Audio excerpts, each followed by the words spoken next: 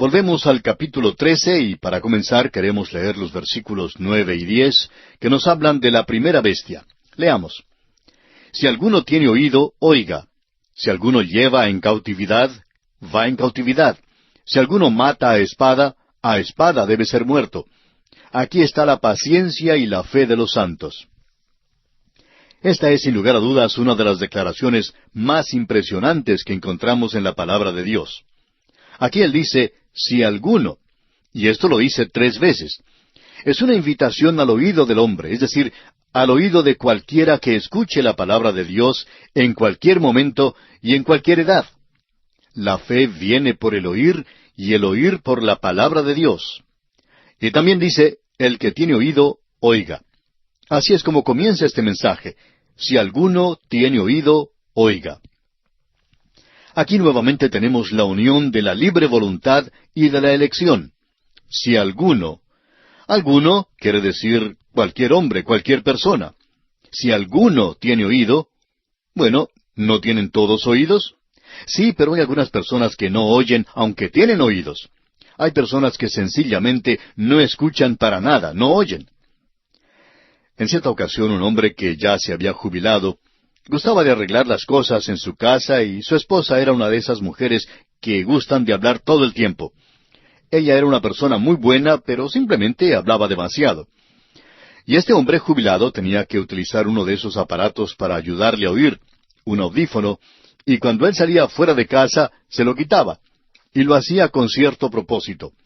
Él salía a trabajar con las plantas, a podarlas, y su esposa salía y hablaba, y en cierta ocasión habló como 5 minutos antes de darse cuenta que él no tenía colocado su aparato para ayudarle a oír. Entonces ella dice, «Tú no has escuchado ni siquiera una palabra de lo que yo he dicho». Y él continuaba trabajando tranquilo. La esposa dio media vuelta y regresó a la casa. Y eso era exactamente lo que él quería que hiciera. Él estaba allí afuera para trabajar con las plantas y no quería llevar a cabo una conversación. Pues bien, hay muchas personas hoy que no tienen uno de esos aparatos para escuchar, que usan las personas sordas, un audífono. No tienen un audífono para escuchar la palabra de Dios, y no quieren oírla. Nosotros hemos dicho que queríamos hacer posible que toda persona pudiera llegar a estudiar la palabra de Dios en este programa de 5 años. Pero si usted, amigo oyente, piensa que estamos soñando, que todos estarán estudiando la palabra de Dios, digamos, el año que viene, pues debemos decirle que no tenemos ni siquiera la ilusión de que eso llegue a suceder. Sabemos que esto está limitado a aquellos que tienen oído, un oído para oír la palabra de Dios. Si alguno, dice aquí, eso es libre voluntad. Usted tiene que tener un oído. Eso es elección. Y así es la manera en que Dios les une. Ahora, lo que Él está diciendo aquí no es ni para usted ni para mí. Por lo menos esperamos que no sea para usted. Estoy seguro que no es para mí. Confiamos que no es para usted porque ya hemos determinado al comienzo del capítulo 4 de Apocalipsis que aquí estamos tratando con las cosas futuras que están más allá de la iglesia. Y si la iglesia ya no está en el mundo, en esta sección Juan nos presenta claramente que nos encontramos en el período de la gran tribulación. Así es que sabemos dónde estamos, y lo que hace de estos 2 versículos algo impresionante es esto. Él le dice a los santos de Dios, en aquel tiempo habrá el país de Israel, y la nación de los gentiles, y multitudes en el mundo. Será soltado en ese entonces, como ya hemos dicho en este capítulo, un anticristo, un gobernante que será un dictador mundial. Como veremos más adelante, los hombres no podrán comprar ni vender sin permiso, no podrán viajar sin su permiso. Este dictador gobernará al mundo como nadie ha gobernado en el pasado. Ahora, ¿por qué está permitiendo Dios esto? Bueno, Dios le ha dicho a aquellos que son suyos, no le resistan. En primer lugar, no les beneficia en nada. Y lo segundo es esto, esta es la paciencia y la fe de los santos de entonces. Si usted está en el mundo durante la gran tribulación, entonces usted tendrá que soportar con paciencia y fe las pruebas terribles que vendrán aún sobre los hijos de Dios. Así es que aparentemente Dios se ha apartado del mundo y lo ha entregado a Satanás. Amigo oyente, en el día de hoy el Espíritu Santo se encuentra en el mundo. Él limita, Él apaga la resistencia. Hoy está deteniendo el mal. Quizá no le parezca que esté sucediendo así, amigo oyente, pero piense en lo que será cuando Él sea quitado, por así decirlo, de ese cargo, y cuando se le permita al mal actuar de la forma en que quiera, y Satanás tendrá control de todo. Como ya hemos dicho anteriormente, esto en realidad es justicia divina. Satanás y sus secuaces del mal y la humanidad perdida nunca podrán decirle a Dios: tú nunca nos diste una oportunidad. Y si tú nos hubieras dado la oportunidad, hubiéramos podido solucionar las cosas. Bueno, Dios les va a dar a ellos una oportunidad por un breve período. Y si este breve período no fuera breve, nadie sería salvo, como dijo el Señor Jesucristo. Ahora con esto llegamos a la segunda bestia. Y ésta sale de la tierra y es un líder religioso. La otra, que ya hemos visto, será un líder político, y un poder político y una persona. En realidad, ese poder será mundial. Aquí en el versículo 11 de este capítulo 13 de Apocalipsis, tenemos una descripción de esta bestia, y se nos dice: después vi otra bestia que subía de la tierra, y tenía 2 cuernos semejantes a los de un cordero, pero hablaba como dragón. Esta bestia salvaje podríamos decir que es más fácil de identificar que la primera, porque después de haber establecido la primera, no creemos que sea demasiado difícil de identificar la segunda. La primera bestia subió del mar, y la segunda, como usted puede notar, sube de la tierra. Ahora, ¿cuál es la diferencia? Bueno, como hemos visto, el mar representa a los pueblos del mundo. Ellos son como el mar agitado, esa multitud de la humanidad en el presente, y eso siempre ha sido así. Pero la tierra aquí se refiere a la tierra de Israel, y creemos que podemos establecer eso. La tierra de la cual sube esta segunda bestia es simbólica de Palestina, y se piensa naturalmente que la segunda bestia sale de Israel. En primer lugar, él es un Mesías, e Israel no le aceptaría a no ser que haya salido de su propia tierra y fuera uno de ellos. Aquí se nos dice que tenía 2 cuernos semejantes a los de un cordero. Esto nos sugiere su imitación de Cristo. La primera bestia se oponía a Cristo. La segunda bestia imita a Cristo. Él es anticristo en ese sentido, en lugar de. Actúa como si fuera Cristo. Tiene 2 cuernos como los de un cordero, pero es un lobo con piel de oveja. Él imita al Cordero de Dios que quita el pecado del mundo, solo que este pseudo cordero no quita el pecado, sino que lo agrega y lo multiplica en el mundo. Él no viene a hacer su propia voluntad, sino a la voluntad de la primera bestia. Él es un Cristo falso, y hablará mucho en cuanto a amar a todos, pero por debajo es una bestia peligrosa, tal cual la primera, engañando a todo el mundo. El Señor Jesucristo dijo allá en el Evangelio según San Mateo, capítulo 7, versículo 15, «Guardaos de los falsos profetas que vienen a vosotros con vestidos de ovejas, pero por dentro son lobos rapaces». Y este es el cuadro que tenemos aquí. Esta es la personificación de todos ellos, y Él es un anticristo. Así es que son necesarios 2 hombres para llenar la posición que Cristo había llenado, y por supuesto ellos no alcanzan a llenarla, pero se necesita 2 hombres. Nuevamente debemos citar lo que el Señor Jesucristo dijo, y esta vez nos referimos a sus palabras en el Evangelio según San Mateo, capítulo 24, versículo 24. Porque se levantarán falsos cristos y falsos profetas, y harán grandes señales y prodigios, de tal manera que engañarán, si fuere posible, aun a los escogidos. Para algunos, el falso profeta es como Juan el Bautista para la primera bestia, y algunos la han identificado como el rey Saúl o Judas. Y amigo oyente, eso no es nada más que especulación. Eso no puede ser probado. Notemos que él está delegando autoridad.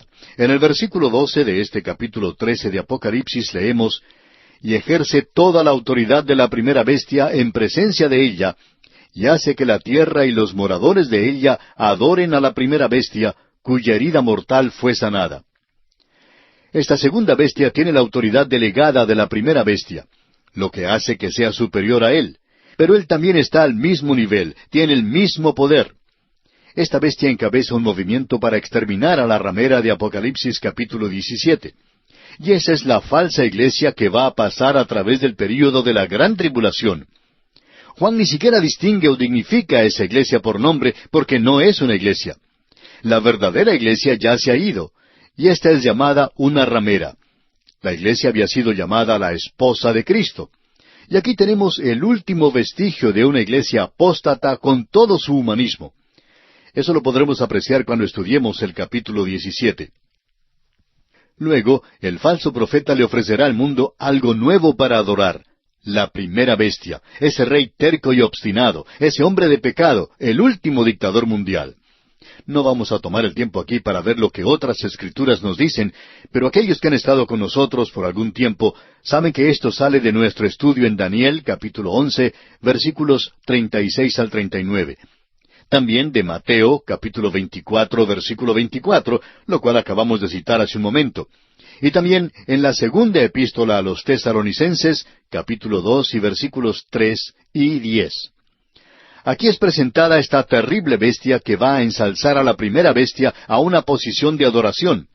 Ahora, su herida mortal fue sanada, y eso revela que las dos, la primera y la segunda bestia, son sanadores falsos, estos que obran milagros. Esa es una gran mentira y un gran engaño que vendrá en este mundo.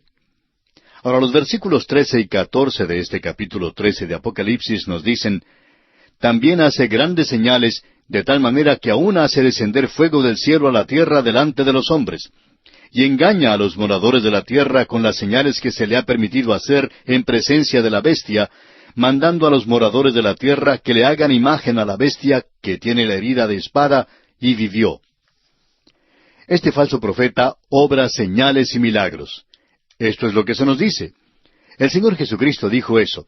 El Señor Jesús nos advirtió en contra de esa persona. Su engaño es que imita a Elías al hacer bajar fuego del cielo. Él también es la combinación de Janes y Jambres. Usted recuerda lo que ocurrió en Egipto. Se nos dice en Éxodo capítulo 7, versículos 11 al 13.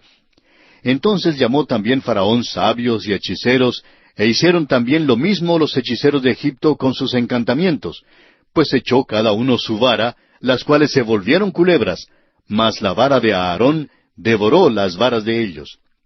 Es decir, que ellos eran buenos hechiceros o magos. Creemos que tenían poder satánico, y éste también lo tendrá al fin del tiempo. En el Evangelio según San Mateo, capítulo 3, versículo 11, leemos: Yo a la verdad os bautizo en agua para arrepentimiento, pero el que viene tras mí, cuyo calzado yo no soy digno de llevar, es más poderoso que yo. Él os bautizará en Espíritu Santo y fuego. Usted recuerda que Juan el Bautista no tenía nada que ver con el fuego. Este profeta falso va a imitar esto. Pero el fuego, por supuesto, es en realidad juicio. Este falso profeta juega con fuego hasta que es echado en el lago de fuego, como veremos más adelante. El mundo es engañado por su decepción, con la excepción, por supuesto, de los elegidos de Dios, aquellos que están aquí. Ellos no pueden ser engañados. Ahora, este falso profeta demuestra su manera de actuar, haciendo que se construya una imagen del hombre de pecado. La palabra para imagen es icón, que indica semejanza o parecido. Lo que él produce es una semejanza que enfatiza la herida mortal, y fue sanada. Y es interesante notar que el Señor Jesucristo no permitió que nada relacionado con su apariencia física sobreviviera, pero será la semejanza del anticristo que estará evidentemente colocada en el templo en Jerusalén. Y creemos que esta es la abominación desoladora de la que hizo referencia el Señor cuando dijo allá en Mateo capítulo 24, versículo 15, Por tanto, cuando veáis en el lugar santo la abominación desoladora de que habló el profeta Daniel, el que lee, entienda. Bueno, no vamos a usar estas escrituras mencionadas en Daniel, pero usted las puede ver si desea en el capítulo 12, versículo 11, también capítulo 11, versículo 31, capítulo 9, versículo 27. Todo esto es en el libro de Daniel. Usted puede ver esto y estamos seguros de que le será de mucha ayuda. Esta es la abominación desoladora que aparecerá. Y lo que esto es, y no vamos a ser dogmáticos en cuanto a esto, sino que creemos que será la imagen del anticristo, la primera bestia. Aquí podemos ver el engaño perpetrado en el mundo. Y en los versículos 15 al 17 de este capítulo 13 de Apocalipsis se nos dice, Y se le permitió infundir aliento a la imagen de la bestia, para que la imagen hablase e hiciese matar a todo el que no la adorase. Y hacía que a todos, pequeños y grandes, ricos y pobres, libres y esclavos, se les pusiese una marca en la mano derecha o en la frente, y que ninguno pudiese comprar ni vender, sino el que tuviese la marca o el nombre de la bestia o el número de su nombre. Amigo oyente, ha habido muchas conjeturas en cuanto a este número y a la marca de la bestia. Bueno, en primer lugar debemos notar que fue dado a aquel que le dio aliento a la imagen de la bestia. Y amigo oyente, este va a ser un ídolo diferente. Hasta el presente, Isaías lo menciona y todos los profetas lo mencionan también, y los ídolos no pueden hablar. El apóstol Pablo también lo menciona, pero amigo oyente, aquí tenemos un ídolo que hablará. Creemos que llamarán a todos los científicos del mundo para observar a esta imagen. Y creemos que ellos informarán que no lo pueden comprender, que no lo pueden explicar. Este es un milagro. Esto es algo que provocará que todo el mundo se vuelva y adore a la bestia. Y aquí tenemos la unión de la religión y los negocios. Es necesario tener la marca de la bestia para poder hacer negocios. Bueno, en la época de Juan los soldados eran marcados por sus comandantes, los esclavos eran marcados por sus amos, y algunos unidos a ciertos templos paganos eran marcados con la marca del dios o la diosa a quien servían. Pero aún en nuestros propios días, un periodista escribió en su periódico un artículo titulado «Viviendo por los números». Él se quejaba del hecho de que es necesario llevar tantas tarjetas de identificación y concluyó diciendo, «Sería mucho más sencillo si el gobierno nos asignara a cada uno de nosotros un número especial que pudiera ser grabado en nuestras frentes para evitarnos el problema de llevar tantas tarjetas». Esto es algo interesante, amigo oyente, y no queremos que nos entienda mal. Este no es el cumplimiento de la profecía hoy, pero por cierto que muestra cómo puede suceder algo así. Pero, ¿cuál es la marca de la bestia? Bueno, esto no se nos ha informado. No se nos dice esto aquí. Pero eso no ha evitado que muchos eruditos no trataran de informarnos lo que esto es. Leamos ahora el versículo 18 de este capítulo 13. Aquí hay sabiduría. El que tiene entendimiento, cuente el número de la bestia, pues es número de hombre, y su número es 666. Aquí hay sabiduría, dice. Creemos que esta es una declaración un poco irónica, cuando consideramos todo ese laberinto de especulación que se ha venido acumulando a través de los siglos en cuanto a este versículo. En el griego, este es un arreglo muy hermoso de este número. Se dice hexakosioi, hexekonta, ex. 666. Por cierto que se le da un valor numérico a cada letra. Nosotros debemos dejar esto como que es el número visual, que es de la bestia, y su significado espera aún hasta el día de su manifestación. No hay nadie hoy que pueda asegurar lo que significa este número. Esto ha provocado un pequeño rompecabezas para muchas personas que gustan jugar con los números. Pero amigo oyente, usted no llegará a saber esto hasta que se llegue al período de la gran tribulación, y sugerimos que no se preocupe en pensar en algo como esto. Debemos presentar al Señor Jesucristo hoy, para tratar de reducir la cantidad de personas que van a pasar a través de este período de la gran tribulación y que llegarán a conocer cuál es el número de la bestia. Nosotros no tenemos demasiados deseos de conocer el número de la bestia, y después de haber leído todo esto, debemos decir que estamos muy agradecidos que no tenemos que vivir en ese período. Estamos muy agradecidos hoy de que conocemos a Jesucristo como nuestro Salvador, pero en lugar de dedicar tanto tiempo al anticristo, queremos conocer a Cristo. Podemos decir con el apóstol Pablo, allá en su epístola a los Filipenses, capítulo 3, versículo 10, a fin de conocerle y el poder de su resurrección y la participación de sus padecimientos, llegando a ser semejante a él en su muerte. También se nos dice que no debemos confiar en el hombre. Jeremías dijo allá en el capítulo 17 de su profecía, versículo 5, así ha dicho Jehová, maldito el varón que confía en el hombre y pone carne por su brazo, y su corazón se aparta de Jehová. Y en el versículo 7 de este mismo capítulo 17 de Jeremías dice, bendito el varón que confía en Jehová, y cuya confianza es Jehová. Es por eso que podemos decir que este pasaje no nos interesa mucho en cuanto a lo que puede ser el número de la bestia o cualquier cosa relacionada con esto, sino que nos hace querer conocer más al Señor Jesucristo, porque nuestra esperanza es estar con Él, no por lo que somos o lo que hemos hecho, sino porque Jesucristo murió por nosotros en la cruz del Calvario y por su gracia vamos a estar en su presencia. Por eso estamos agradecidos hoy. Llegamos hoy al capítulo 14 de este libro, y el tema que se nos presenta aquí es el del Cordero en el monte de Sión. Luego el Evangelio eterno es predicado al mundo, la caída de Babilonia, el anuncio de juicio y de bendición, y también la visión de Armagedón. Este es un capítulo que contiene muchas cosas y vamos a observar esto. Este capítulo 14 constituye el punto más alto en la serie de 7 personajes que concluimos en el programa anterior. Es obvio que este interludio no puede ser ubicado entre el sexto y el séptimo personaje, que son las dos bestias salvajes. Primero, la bestia que sube del mar, y luego la bestia que sube de la tierra.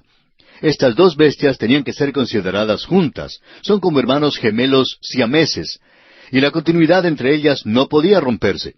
Por tanto, este interludio sigue al séptimo personaje en reconocimiento a la secuencia lógica de este libro, la cual no es una división toda mezclada, sino que se desarrolla de una manera lógica, cronológica y matemática. Hay ciertos personajes que nos llaman la atención en este capítulo para darnos una vista orbital de los hechos que son espectaculares de los 2 capítulos previos. Es decir, que hay otros personajes aparte de los 7 mencionados.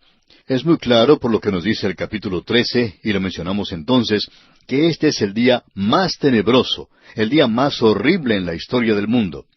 Es en verdad un verdadero infierno, y cualquier persona que piense un poco debe hacerse inevitablemente la pregunta de si puede evitarse eso.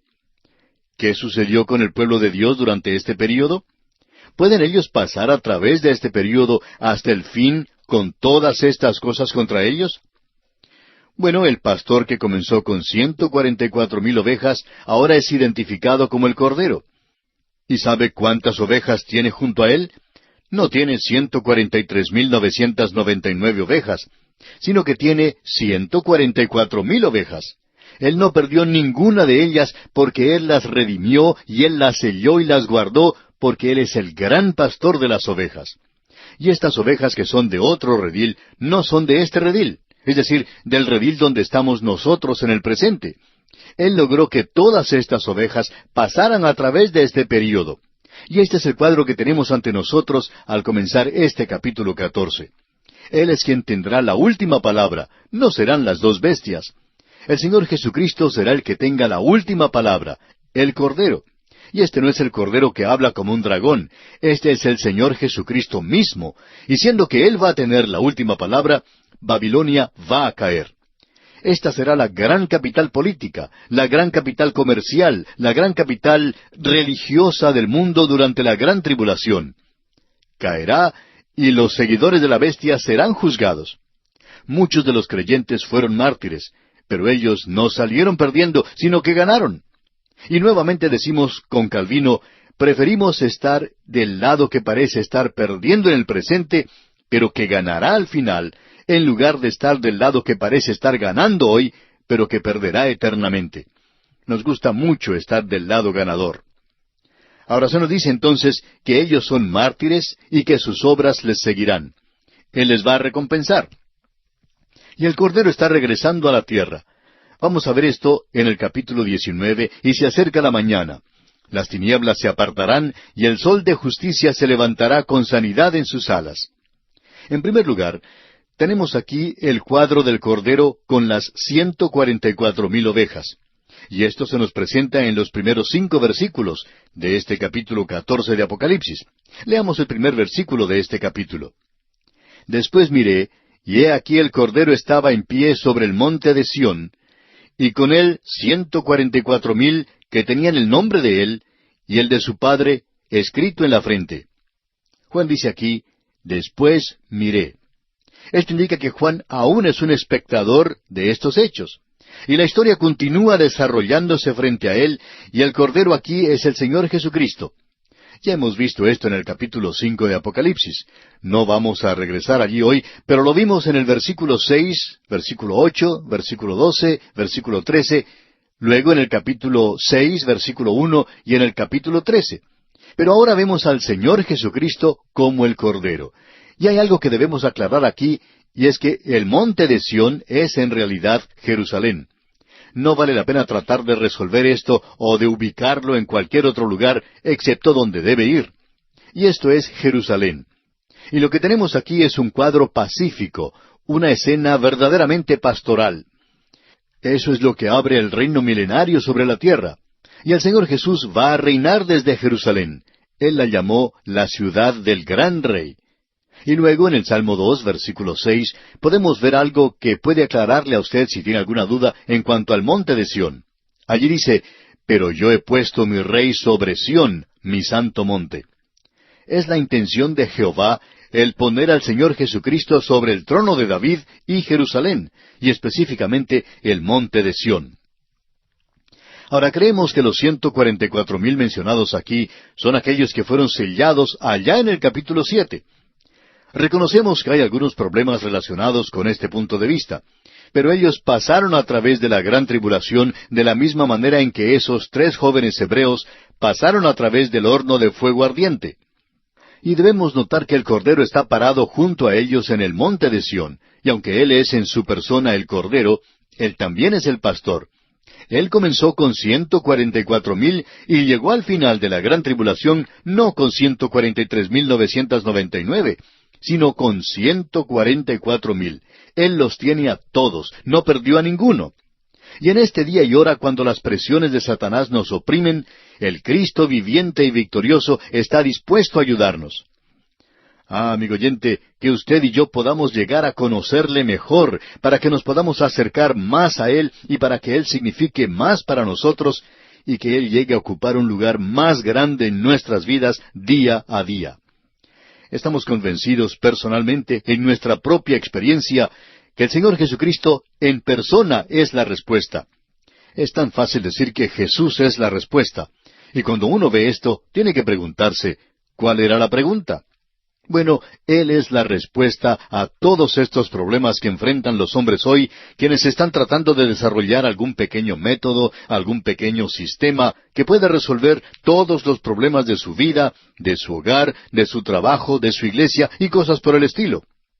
Nunca antes hubo un día en el cual hubo tanta enseñanza en todas estas áreas, y hay menos demostración de estas cosas en las vidas de los creyentes, en los hogares de los creyentes, en los negocios de los creyentes, en las comunidades donde viven los creyentes. ¿Cuál es el verdadero problema del día de hoy? No es que necesitemos un nuevo método. No necesitamos un método. Necesitamos a Cristo, amigo oyente. Necesitamos conocerle. Necesitamos acercarnos más a Él. Él tiene que significar más para nosotros. ¿Ha hablado usted con Él hoy, amigo oyente? ¿Cuándo fue la última vez que usted le dijo a Él que le amaba? Él dice que le ama a usted, y nosotros debemos repetirle eso a Él. Bien, leamos ahora los versículos 2 y 3 de este capítulo 14 de Apocalipsis. Y oí una voz del cielo como estruendo de muchas aguas, y como sonido de un gran trueno. Y la voz que oí era como de arpistas que tocaban sus arpas, y cantaban un cántico nuevo delante del trono, y delante de los 4 seres vivientes, y de los ancianos. Y nadie podía aprender el cántico sino aquellos 144,000 que fueron redimidos de entre los de la tierra. Juan comienza en este versículo 2 diciendo, y oí una voz. Juan no solo es un espectador, sino que él también es un oyente de esta escena que se presenta aquí. Ahora, 144,000 unen sus voces al coro celestial en el milenio. ¿Ha escuchado usted alguna vez un coro de 144,000 voces, amigo oyente? Bueno, hasta este momento la tierra ha estado un poco desafinada en lo que se refiere al cielo. Pero aquí el gobierno de Satanás ha concluido, y el cielo y la tierra ya no están más desafinados. Y lo que el comentarista Browning dijo es cierto cuando uno llega al milenio. Dios está en su cielo y todo anda bien con el mundo. Pero por cierto que no podemos decir esto del mundo del día de hoy. Ahora los 144,000 aprenden un nuevo cántico y ellos se unen en esta armonía del cielo. Dios ha colocado a sus arpistas en el cielo, mientras que los 144,000 están en la tierra sobre el monte de Sión, y esta es una distancia bastante grande para los instrumentos, digamos de paso. Y estos arpistas que están aquí son algo diferente de lo que nosotros conocemos. Estos van a producir muy buena música. Allí se dice que ellos fueron redimidos entre los de la tierra. Esto quiere decir que estos han sido comprados para entrar al milenio en la tierra. Ellos no han sido llevados al cielo, han sido comprados de entre los de la tierra, lo que quiere decir que van a vivir en la tierra, porque los que no son salvos no van a vivir en la tierra. Y nadie puede cantar este canto nuevo sino los redimidos. Nadie puede cantar alabanzas a Dios sino los redimidos. ¿Cómo nos gustaría poder comunicar esta idea a muchos de aquellos que dirigen los cantos de las iglesias hoy? Podemos ver su problema. Ellos quieren que todo el mundo cante y entonces dicen, bueno, vemos que no todos están cantando. Queremos que todos canten esta canción, este himno. Bueno, amigo oyente, si usted tiene una audiencia mezclada, es decir, si tiene juntos a personas que son salvas con otras que no lo son, pues no les pida que canten un cántico de redención. No les pida que canten salvados hoy, aleluya, salvados hoy. Porque si una persona incrédula que no es salva canta eso, entonces le está haciendo a esa persona un mentiroso. No les pida que canten, deje que los redimidos canten. Eso es lo que en realidad dice el salmista. Alabad a Jehová porque Él es bueno. Díganlo los redimidos de Jehová. Amigo oyente, ¿quién más puede decir eso? Nadie más puede decirlo, solo los redimidos. Esa es la razón por la cual necesitamos un cristianismo de esta clase en el presente, que diga que Dios es bueno. Es algo que necesitamos enfatizar en el presente. Ahora el cielo y la tierra se unen aquí en una armonía maravillosa durante el milenio. ¡Qué contraste el que encontramos aquí con lo del capítulo 13, donde la tierra está en rebelión contra el cielo, bajo la bestia! Aquí todo es tranquilidad bajo el Cordero. Continuemos leyendo los versículos 4 y 5 de este capítulo 14 de Apocalipsis. Estos son los que no se contaminaron con mujeres, pues son vírgenes. Estos son los que siguen al Cordero por donde quiera que va. Estos fueron redimidos de entre los hombres como primicias para Dios y para el Cordero. Y en sus bocas no fue hallada mentira, pues son sin mancha delante del trono de Dios. Aquí se dice que estos no se contaminaron con mujeres, pues son vírgenes. Ahora, ¿qué es lo que se quiere decir con esto? Esto siempre ha sido un interrogante para nosotros y lo sigue siendo. Esto puede tener un sentido literal o espiritual, o puede tener ambos sentidos. Personalmente opinamos que aquí tiene ambos sentidos. Si hubiera sido de cualquier otra manera, Juan hubiera indicado cuál de estos sentidos él está enfatizando. Ahora, el período de la gran tribulación es un período de un sufrimiento sin comparación. Y estos 144,000 pasaron a través de ese período, y estos tiempos anormales demandaron un estado anormal. Esto es lo que ocurre cuando un país está en guerra contra otro. Los jóvenes se van a la guerra, dejan a la novia, y nunca más regresan. A veces se casan antes de salir, luego la esposa tiene un bebé que ellos nunca llegan a conocer porque nunca pudieron regresar al hogar. Eso es lo que ocurre en tiempo de guerra. Y hay mujeres que pueden decir, hubiera preferido no casarme nunca. Ese es su punto de vista. Y por cierto que durante este período va a ser algo tan terrible que esta gente no se va a casar. Jeremías también vivió en una época bastante crítica, en la época de la cautividad en Babilonia. Dios le prohibió a él que se casara porque eran días tenebrosos. Jeremías dijo allá en el capítulo 16, versículos 1 al 4 de su profecía, «Vino a mí palabra de Jehová diciendo, No tomarás para ti mujer, ni tendrás hijos ni hijas en este lugar. Porque así ha dicho Jehová acerca de los hijos y de las hijas que nazcan en este lugar, de sus madres que los den a luz, y de los padres que los engendren en esta tierra. De dolorosas enfermedades morirán, no serán plañidos ni enterrados, serán como estiércol sobre la faz de la tierra, con espada y con hambre serán consumidos, y sus cuerpos servirán de comida a las aves del cielo y a las bestias de la tierra». Usted recordará que el Señor Jesucristo pronunció un ay en cuanto a aquellas que estuvieran encinta durante la gran tribulación. En el Evangelio según San Mateo, capítulo 24, versículo 19, leemos, «Mas ay de las que estén encintas y de las que críen en aquellos días». Usted y yo estamos viviendo en un día cuando se nos dice, como dijo el escritor a los Hebreos, que el matrimonio tiene que ser algo honroso y el lecho sin mancilla. El apóstol Pablo habla mucho en cuanto a esto en su primera epístola a los Corintios, capítulo 7. Y el mandato de Dios a Noé, después del diluvio, no antes, era el de multiplicarse y de llenar la tierra.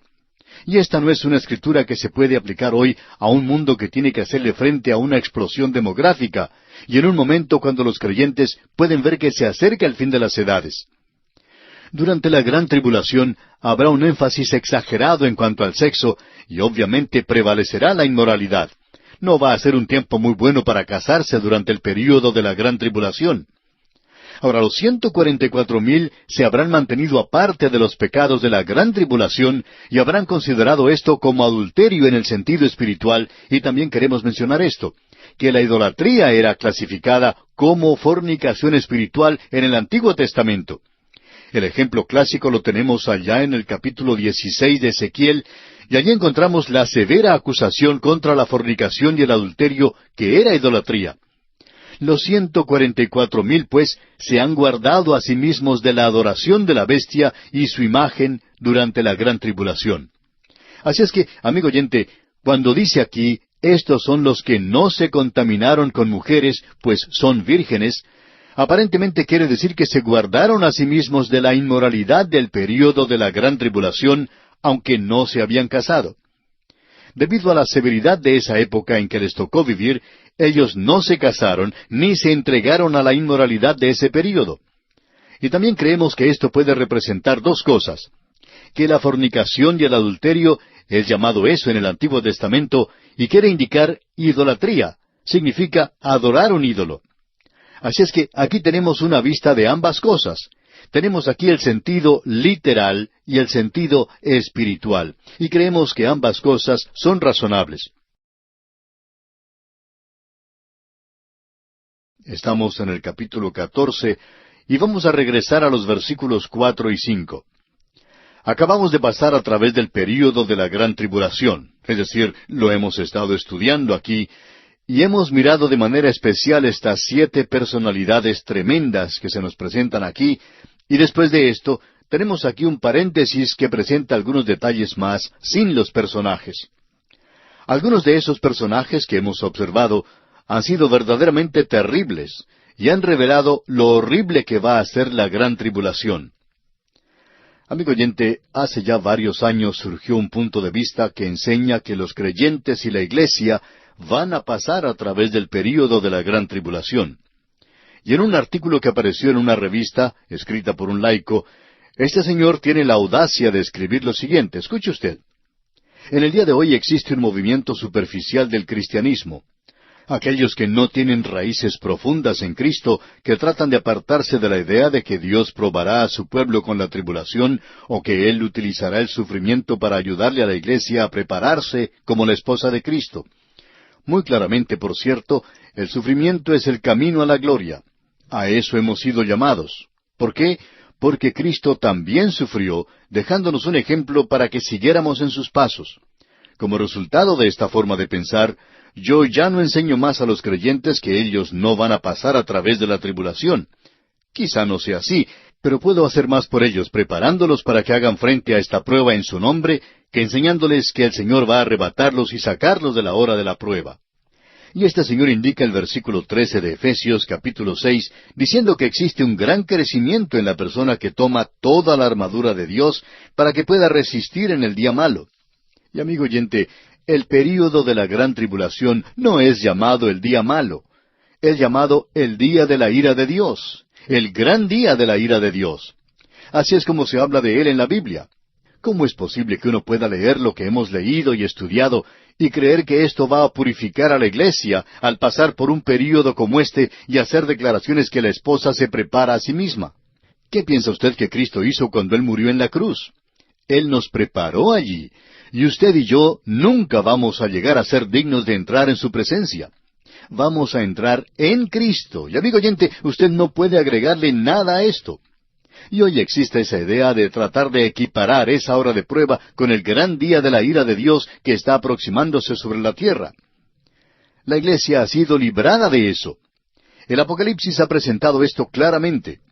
Estos 144,000 que hemos estado contemplando en nuestro estudio ya han sido identificados como israelitas y hasta han sido identificadas las tribus.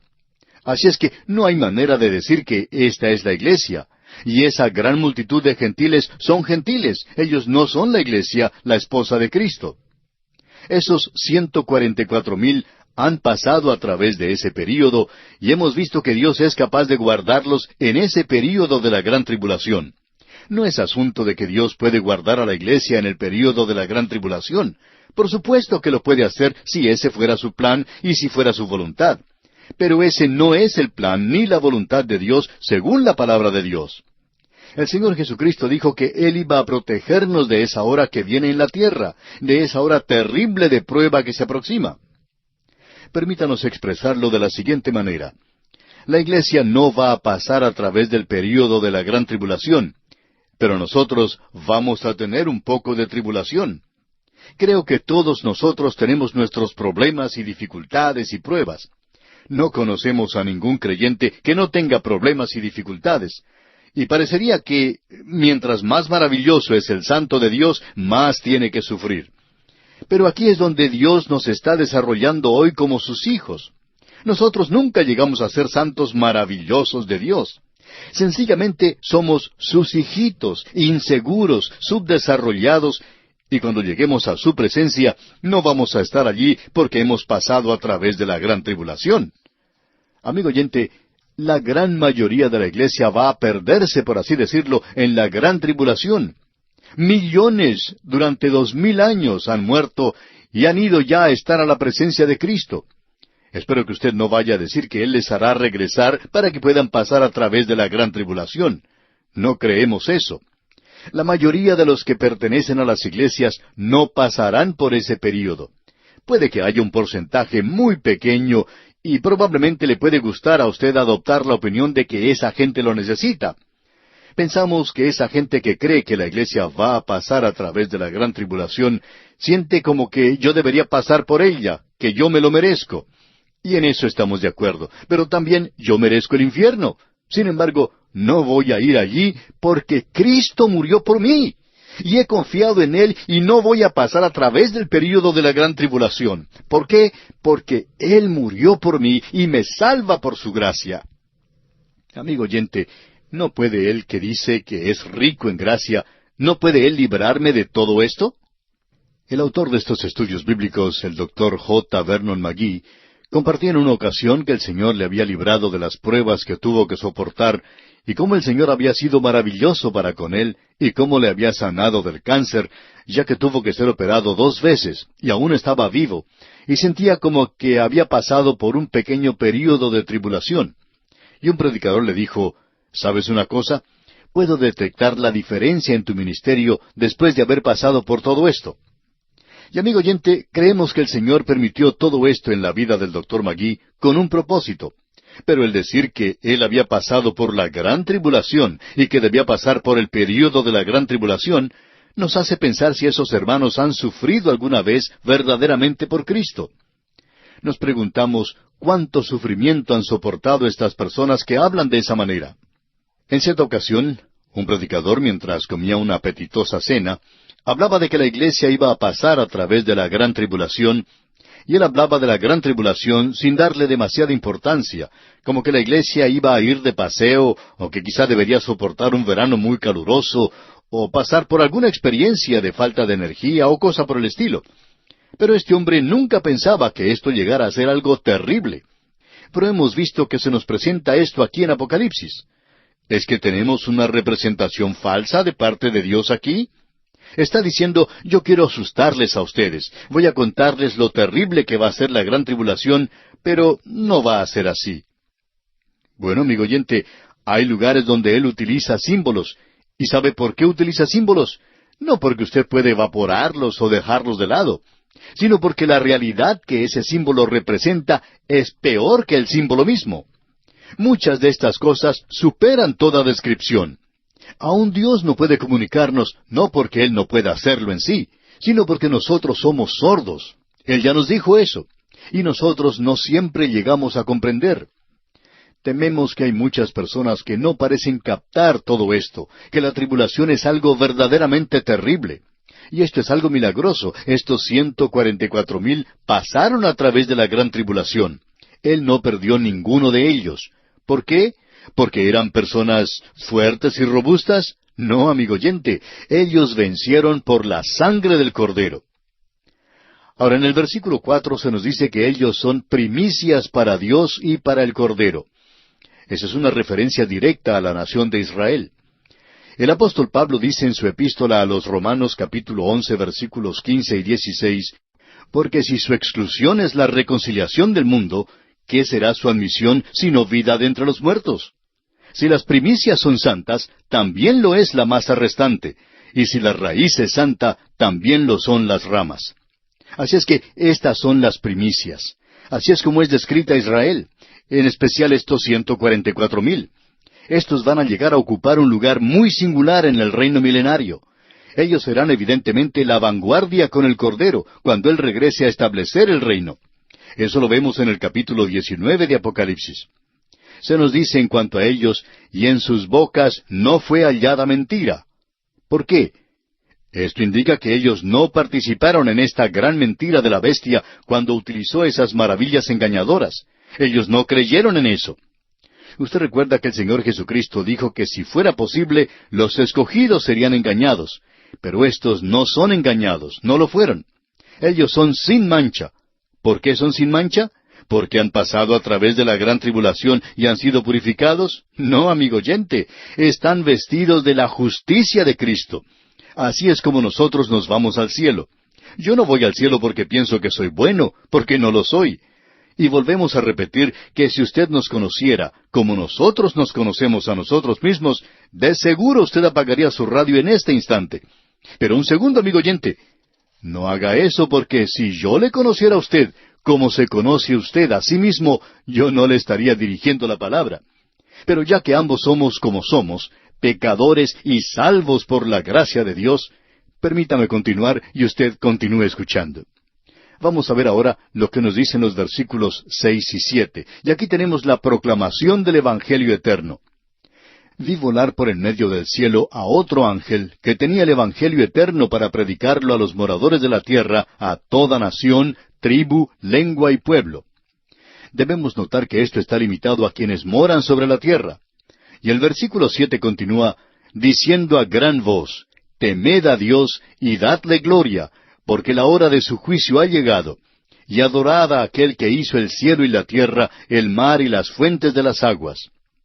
La pregunta lógica que debemos hacernos es, ¿cómo es este Evangelio? El Evangelio quiere decir buenas noticias. ¿Dónde están las buenas noticias? Si usted es un hijo de Dios, son buenas noticias. Ese es un Evangelio eterno. ¿Es este el mismo Evangelio que predicamos? Sí, amigo oyente. Queremos decir que este es el mismo Evangelio que predicamos, pero algo ha sido agregado, no para ser salvos, sino que ellos ahora pueden decir que Él se está preparando para venir. Él viene en juicio, y esas son buenas noticias para el pueblo de Dios. Son muy malas noticias para el mundo, por supuesto. Y este otro ángel demuestra otro cambio radical en el protocolo de la comunicación de Dios con la tierra. Este ángel es el primero de un desfile de ángeles y vamos a destacar a cada uno de ellos al seguir en nuestro estudio. Este es el primero de los 6. Durante esta era, el Evangelio ha sido entregado a los hombres, y ellos son los únicos mensajeros. A los ángeles les gustaría hacerlo, pero no se les ha permitido hacerlo. Pero en el principio de la gran tribulación, los hombres son los mensajeros de Dios, como demuestran los 144,000. Aún los 2 testigos con poderes sobrenaturales no podrían enfrentarse a Satanás, sino que fueron quitados de la escena satánica de la tierra. Los ángeles, como también los hombres, eran los mensajeros del Antiguo Testamento, es decir, que las palabras expresadas por los ángeles eran firmes. El escritor de la epístola a los Hebreos dice en el capítulo 2 de esta epístola, versículo 2, porque si la palabra dicha por medio de los ángeles fue firme, y toda transgresión y desobediencia recibió justa retribución, ¿cómo escaparemos nosotros si descuidamos una salvación tan grande? Los tiempos son tan tensos en este período que sólo los ángeles pueden llevar el mensaje de Dios a todo el mundo. Los ángeles son indestructibles. Ahora este ángel estaba volando por en medio del cielo. Esa era una declaración ridícula hace algunos años, cuando algunos que criticaban la Biblia se burlaban de eso. Pero ya no es más una declaración ridícula, porque hoy existen muchos satélites en el espacio. Uno de los más famosos es el satélite Telstar, y otros son utilizados para transmitir señales e imágenes de la televisión. Así que uno puede ver al instante lo que ocurre en los Estados Unidos, o Argentina, o México, o Colombia. Uno no solo puede ver eso en las noticias de la tarde, sino que puede verlo cuando se está desarrollando. Así que nos podemos dar cuenta que esa expresión aquí no es algo ridículo. Nuevamente queremos decir, amigo oyente, que este eterno evangelio es temer a Dios. Ese es el mensaje. ¿Por qué? Bueno, el escritor de los Proverbios nos dice, el principio de la sabiduría es el temor de Jehová. Es decir, que Él está diciendo al pueblo de Dios que sean salvos, porque uno necesita temerle a Dios. Dios le salvó a usted por su gracia, pero Él va a juzgar a esta tierra. Llegamos ahora al versículo 8, donde encontramos el anuncio o el pronunciamiento del juicio de Babilonia. En este capítulo 14, Él presenta estas cosas ante nosotros que van a aparecer nuevamente en el libro. Pero Él nos lo presenta como si fuera un programa que Dios va a seguir. Y dice, otro ángel. Aquí tenemos a otro ángel. Este es el segundo. Y hay 6 de ellos. Leamos este versículo 8 del capítulo 14 de Apocalipsis. Otro ángel le siguió, diciendo, ha caído Babilonia, la gran ciudad, porque ha hecho beber a todas las naciones del vino del furor de su fornicación. Hace mucho tiempo se publicó un libro que posiblemente ya esté agotado, pero era un libro donde se hablaba de 2 Babilonias, escrito por Alexander Hislop. Allí se revela que Babilonia ha sido el cuartel general de Satanás desde el mismo principio. Allí fue donde comenzó la idolatría. Allí es donde nació la idolatría. Sumeria fue la esposa de Nimrod. Algunos opinan que era su madre y que ella se casó con su propio hijo, pero como quiera que sea, ella era la reina de Babel, que más adelante llegó a ser Babilonia. Y ella inventó una historia que comenzó con este sistema de idolatría, y en esta historia ella decía que había salido de un huevo, que salió del río Éufrates, y ella rompió la cáscara del huevo y salió del mismo como persona adulta. Eso es lo que ella decía, y ella ha sido adorada. Esto introdujo el principio femenino de la deidad. Esto revela que Babilonia comenzó todas estas falsas religiones. Ahora este segundo ángel sale y anuncia lo que vendrá, pero lo dice como si ya hubiera sucedido. Dice, ha caído Babilonia. Permítanos explicar algo en cuanto a la profecía aquí, amigo oyente. Las palabras proféticas de Dios son tan seguras que se expresan como que los hechos ya han tenido lugar, y lo presentan tan seguro como que lo expresado aquí ya fuera historia. Él está mirando hacia el futuro. Babilonia evidentemente será reedificada durante el período de la gran tribulación. Si usted tiene nuestras notas sobre Isaías, puede ver lo que se explica en el capítulo 13. Va a ser reedificada, no en el mismo lugar, y el juicio sobre esta ciudad que se predice en Isaías aún está en el futuro. Ahora, la idolatría de Babilonia es una intoxicación divina que fascinará a nuestro mundo. Esa es la razón por la cual se experimenta tanto en el presente con la adoración de Satanás y el exorcismo y cosas por el estilo. Los cultos y sectas que aparecen en el presente, todo esto es, por cierto, satánico. En Jeremías, capítulo 51, versículo 7, leemos, Copa de oro fue Babilonia en la mano de Jehová, que embriagó a toda la tierra, de su vino bebieron los pueblos, se aturdieron por tanto las naciones. Si usted pudiera apartarse lo suficiente y observar a esta tierra, pensamos que usted se llevaría una desilusión en cuanto a la humanidad y a las naciones del mundo. Isaías capítulo 13, versículo 11 nos dice, Y castigaré al mundo por su maldad, y a los impíos por su iniquidad, y haré que cese la arrogancia de los soberbios, y abatiré la altivez de los fuertes.